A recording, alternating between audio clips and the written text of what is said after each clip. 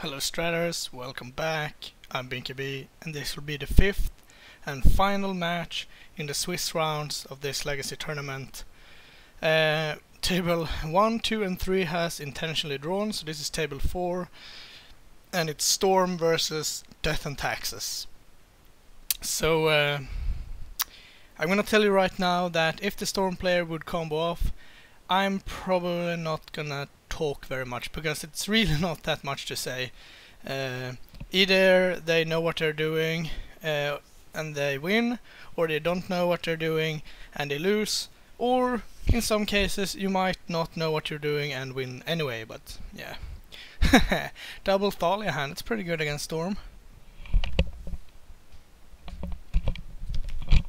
It's not a guaranteed win, of course, but it's pretty good. I'm not too fond of turn 1 duress either. I'd much rather duress either the turn I'm going off or the turn before.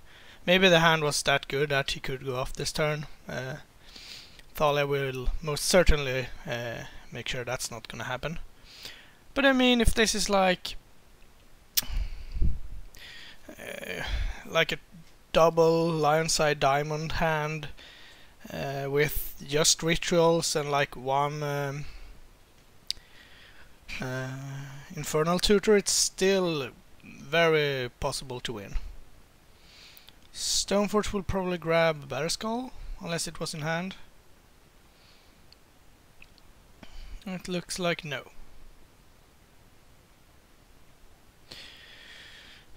Yeah, as I said, if the Storm player would be comboing off, I'm not gonna do much talking because there really isn't much to say. I'm not that experienced with the Storm deck either, so I can't whip up some crazy lines that a really good Storm player would be able to see. So I'm sorry, but that is not really my game. Storm is a pretty fun deck, at least game 1, but against Thalia that's not the case.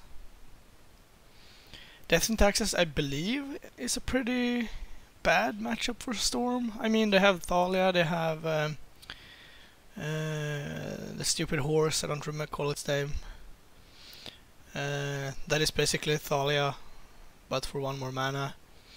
They have fast clocks, and yeah, I mean, if they don't draw Thalia, they could easily lose, but I don't know what the Storm deck has game 1 that could get rid of a Thalia, really. It's not that much. Did I miss an attack here too? Oh well. Should probably be at 17 then. The mighty 2-mana Brainstorm. Not as good as the 1-mana Brainstorm.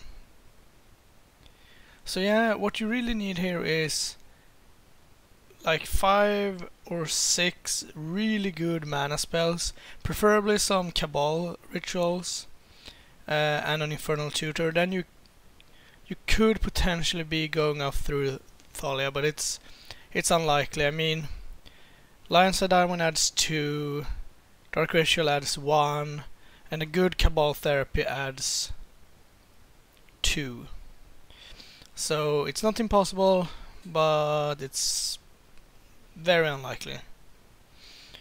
The rest is gonna take care of Batterskull most likely. Yeah, it's the only spell in hand. Flicker Wisp, Mirror Crusader, the horse. It's not Wispmare, what is it? It's I can't recall its name. It's a 2-1 that has the Thalia effect. And I believe it has flying too. But not flash, which I think it should have had, but it's okay. So chug for 3. It's not really much else to do here. Put all the pressure that you can on the board and close this game out as soon as possible. Death and Taxes stuck on 2 lands, otherwise we could have seen the double Thalia effect and that would have ended the game most likely. The 2-mana Cycler, not really that great. 2 horses now. Are they legendary? I don't think so. Then it's even worse. Even worse for the Storm player. Should also be noted that Robin, who is playing the Storm deck, has borrowed it, so it's his. Well, I guess this is his 5th match playing it, so his experience with the deck is not that vast. So take that into account. It is still match 5, and the winner here will go to the top 8. So it's not a small feature to get here, and the field is actually extremely strong for a small tournament. It's 22 players, but we do have the former Swedish champion in Legacy. We do have a few really high-ranked Legacy players, so it's basically only. Yeah, I can't really say that there's anyone that is bad at Legacy or at Magic at this tournament, which is quite rare, I'd say. But that's how it is. It's just that a lot of players around our city is good at Legacy, so that's how it is. I'm not playing, by the way. I'm hosting the events, so I did not want to be running a camera, the computer, standings, pairings, and be playing at the same time, so had to give that up, but it's a small price to pay to host such great events. So yeah, as it stands right now, we have a 3-turn clock. Basically, no matter how Death and Taxes choose to approach this. Oh, I guess the Storm player is actually at 6 now, so this will be the last turn. So either he wins or he will lose this turn. And with 3 mana, let's say he finds a land that's 4. He has 6 cards in the graveyard. If he sacks Lotus Petal, it's 7, so Threshold. So best case scenario, maybe he doesn't even want the land. He has like 4 Cabal Therapists. That would be 2, 4, 6, 8 mana and 4 spells. And then maybe 2 Lionside Diamond. Then you are down at 6 mana. Infernal Tutor, that's 3. And then you get 6 mana. Yeah, he does not have that, and we will be going to game 2.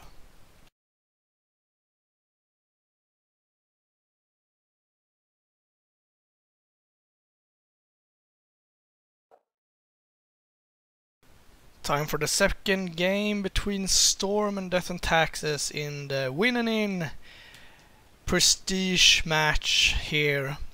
The Death and Taxes player has actually been playing the deck for quite some time now. I remember him starting to build it, and it's quite a treat to see players work on a deck for a long time and get it together and get their skill up. Here we have a blind Cabal Therapy, and I'm not certain actually what it named because you couldn't hear it on the video, and I was not around to hear it, but Thalia might be a good choice. It's not unreasonable, at least. If you're gonna blind something, I think Thalia is the best. You can't just blind Relic or Grafdigger's Cage or something. That's just not gonna cut it. Mother of Runes, on the other hand, is pretty much a blank in this matchup. The only thing that it protects against is maybe Abrupt Decay, but it's not super likely that the Storm player will be firing off Abrupt Decays on creatures anyway. So brainstorm here. Now with a bit more information about how we should proceed with this game. Just knowing that your opponent doesn't have anything is pretty good.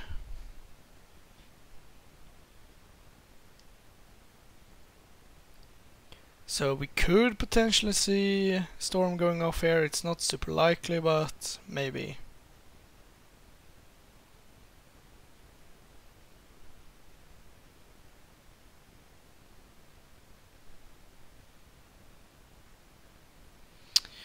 Seems to be a pretty interesting brainstorm, since we're not resolving it right away.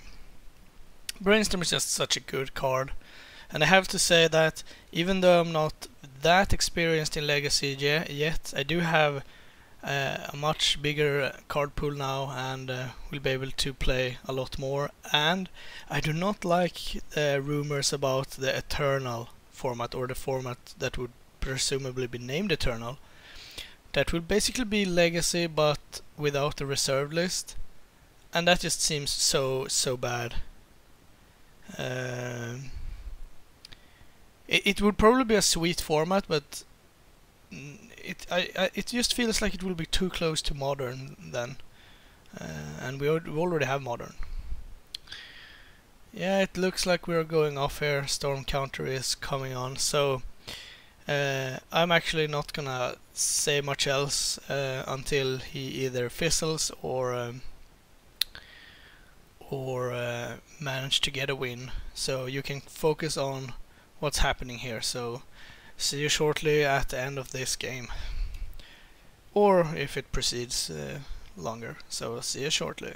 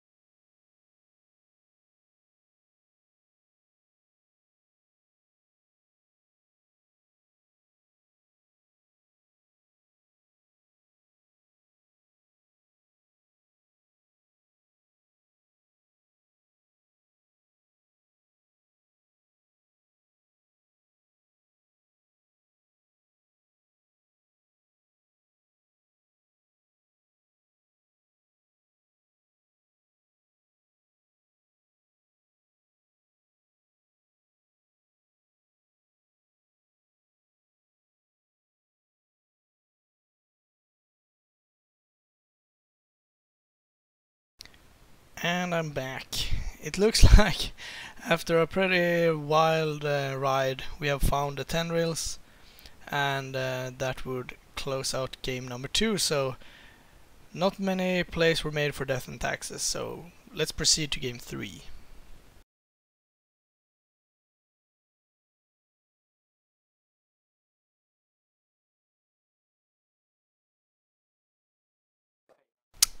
There we are, game 3, the final stretch before our mythical top 8. It's actually a pretty sweet prize to the winner. We have a revised Tundra, and we actually got a minimatic art from Jesper Myrfors, the artist that has painted the original art for Tundra. So it's a pretty neat prize, and we hope that it would be appreciated by the players, and we received some good feedback on that, so we'll try to get more art for future tournaments. That's a project of his.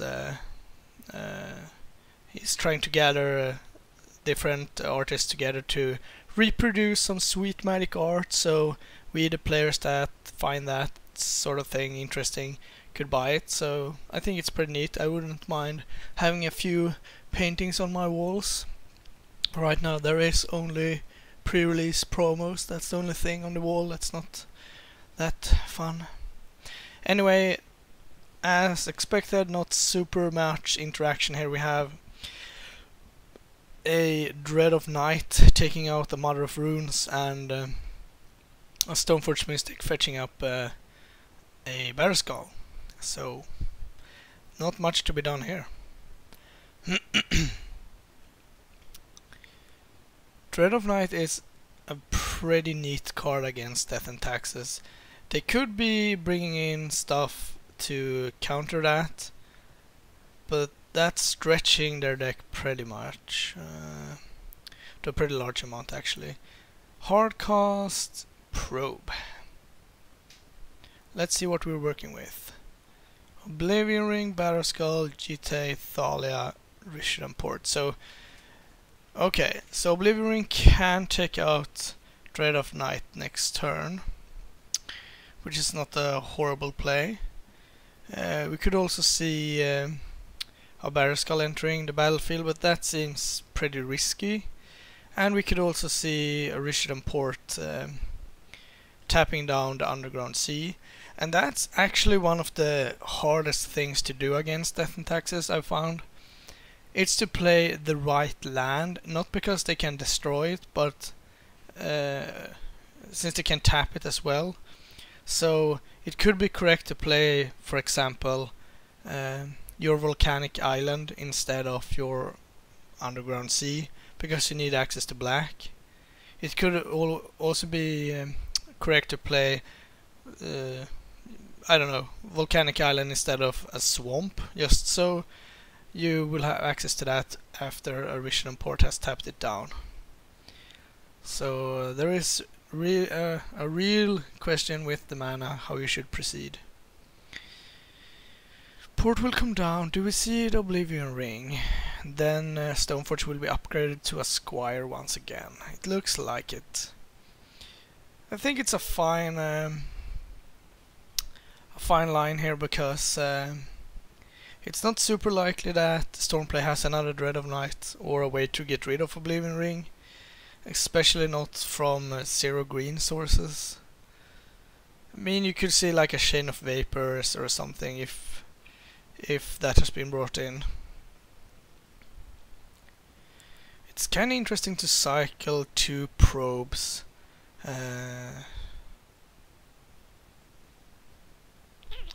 Yeah, if you're not missing your land drops, or I guess if you have a pretty solid hand anyway, it could be fine. Just so you know a bit more about your future, but they are really good at racking up storm count. There we have the 3rd probe, paid with blood this time. So we picked up Flicker Wisp, it seems.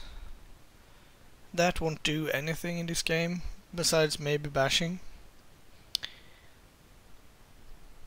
So next turn, what do we do? If we draw a land, we could do Thalia plus Rishdam Port, and that's probably game. More or less so. It also depends on the Storm player's hand. I mean, if you're gonna port down Underground Sea. So if we don't have another black source and a potential Dread of Night, that could be problematic. So what do we have for a black or a blue? Another Dread of Night, okay. That is actually pretty good here. But yeah, if Death and Taxes draws a land here, that's pretty good too. It looks like it is. Ooh, a Wasteland. That's actually really good. Now if you Wasteland, Underground Sea, and port Volcanic, for example, or you could just Wasteland, Underground Sea, pass, and use Stoneforge Mystic to get Batterskull into play. That could be a really good line too. And then after that you have port activation up, which will make it pretty hard for Storm to go off. Okay, we're gonna see a hard cast GTA, probably looking at activating Stoneforge end of turn. I'd much rather see the Wasteland getting activated here, cutting off black if possible. The GTA doesn't do much, so I'd rather see Wasteland getting activated, or if you so prefer, use port instead, and then Wasteland next turn. That works just as well. Then you have a bit more information about what you want to Wasteland.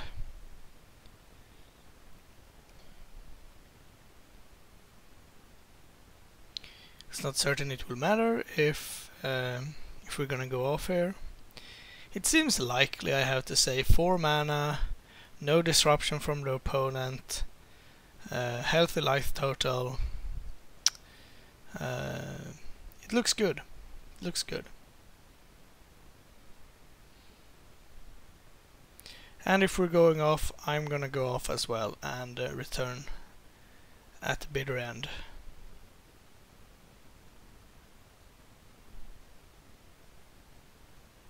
If I had someone to talk to, that might be another case. Then I might stick around, but I don't. I have few friends. No, that's not true, but you can be. You don't have to worry about me. It's fine. So what do we have? For example,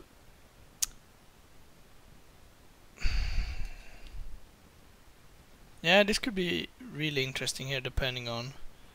Yeah, this looks like a count mana-wise, and 1, 2, 3, 4, 5, 6. This could be a threshold count as well for Cabal rituals, which is the worst ritual you can have until it's activated. Then it's the best thing you could possibly want. Now we don't have black mana available, but I assume that's not a problem, or is this just taking the turn off? I don't think Storm will win if they pass the turn here. So we're gonna get a Batterskull in. And Dread of Night will return, and that will finish off Stoneforge Mystic. So we do have Lotus Petal, and that will reach Threshold. So I assume there are some kind of Cabal rituals lurking. Yeah, so I'm gonna be leaving here, and I will return at the end, so enjoy a Storm player going off.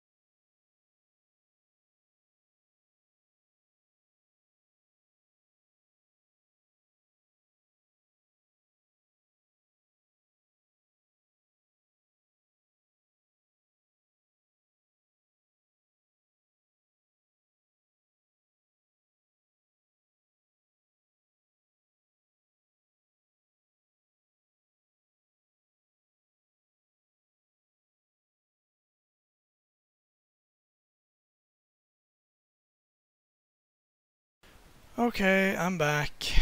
Did I miss something? Oh, Storm player has a lot of cards and a Tendrils. That's probably good. Yeah, Tendrils for lethal and Storm to the top 8. I'll see you there shortly. Thank you for watching. Please like and subscribe, it really helps us out. You can find us on Twitter at MagicGathStrat, Facebook /MagicGatheringStrat, or on the web, magicgatheringstrat.com. There you can find articles and free prize-supported leagues. This is all brought to you by our Patreons and cardhoarder.com. If you enjoyed this content, please consider supporting us at patreon.com/MagicGatheringStrat.